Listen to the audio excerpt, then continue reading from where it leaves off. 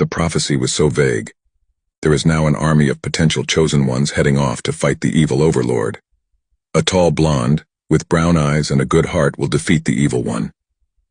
That was the prophecy. That was it. That was all. My brother fit the description, though his hair was closer to a dirty blonde. So that's how we ended up here. In a large group of vaguely described men and women, the prophecy didn't specify gender, walking over hill and dale trying to get to the evil overlord's castle. Well, I say large group.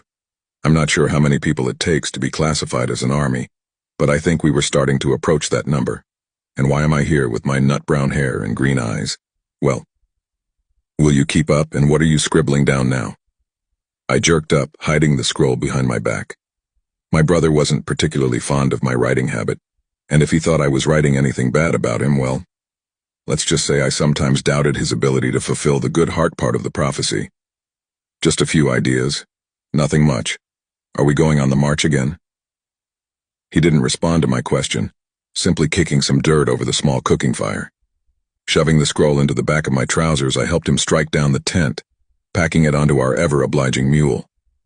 Where's that mud of yours? I thought he would be at your heels right now. My brother cast a grumpy eye over the ground, as if that mud of mine would be hiding under the earth.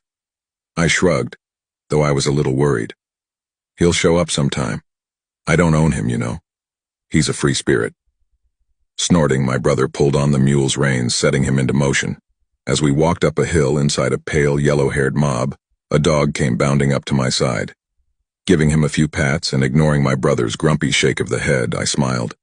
The dog was the reason I was on this quest in the first place. You cannot defeat me. All you puny humans have failed. What more can you send? The evil overlord laughed, flailing his mace about. Around him all the blonde army lay scattered, some unfortunately dead, the others simply unconscious. All except my brother, me, and the dog. Slamming his mace into the ground, the evil one sneered at us.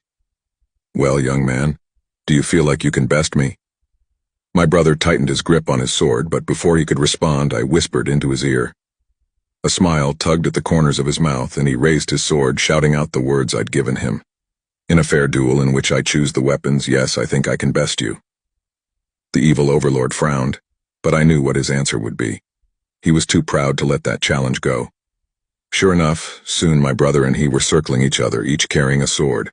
Metal flashed through the air, the sound loud in the stillness of the valley. Though I was hoping that the evil one would be clumsier with a sword, it seemed he and my brother were evenly matched. I knelt down, wrapping my arms around the dog.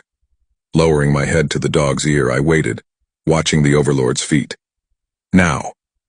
I whispered the command to the dog, and he shot out, weaving into and behind the dark-mailed feet. With a large creaking crash, the evil one fell to the ground, an ear-shattering scream ripping from his throat. My brother leapt forward, about to issue the killing blow, but stopped with his sword hovering inches from the exposed throat. The evil overlord was already dead, impaled on his own sword. Running back, the dog wagged his tail, looking up at me with soulful brown eyes.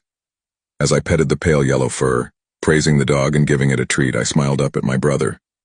Tall, blonde, brown eyes and a good heart. No one ever said anything about human.